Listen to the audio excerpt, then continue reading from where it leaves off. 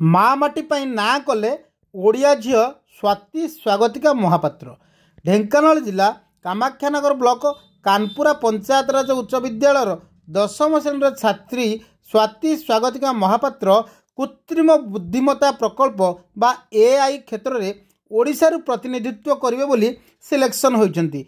भुवनेश्वर आयोजित राज्यस्तरीय विज्ञान सेमिनार रे प्रथम स्थान हासिल कर राज्यर प्रतिनिधित्व पर मनोनीत होती, जहां नहीं कानपुर स्थित पंचायतराज उच्च विद्यालय खुशीर लहरी खेली जाइए। आगामी 26 तारिख दिन नेहरू विज्ञान केन्द्र मुंबई में जातीय विज्ञान सेमिनार रे ओडिशार गुरुदायित्व वहन करेंगे स्वाति। विद्यालय प्रधान शिक्षक श्रीराम राउत तत्वावधान में विज्ञान प्रोजेक्ट माध्यम गोटे पर गोटे सफलता हासिल कर स्वाति। तांकर घर कटक जिला बांकी ब्लॉक सुवर्णपुर गाँव में बापा निशिकांत महापात्र, माँ नमिता महापात्र। तेबे झील स्वातिर सफलतार गाँव में उत्सव पालन होउछि।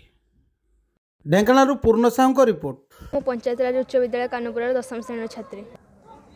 विद्यालय प्रधान शिक्षक एवं मो गाइड टीचर प्रेरणा मुझे एत बड़ कृतित्व हासिल करी मो निजे बहुत परिश्रम कर कष्ट साधना करके आज परिश्रम फल कजेस अच्छी तार बहुत डिमेरिट कजेस भी अच्छी। जदि आम देखा जाए तार भल गुण अधिक खराब गुण कम, जब आम पॉजिटिव वे यूज करवा तो से भारत को गोटे विकासोन्मुखी देश विकसित देश कर बहुत सहायक हो।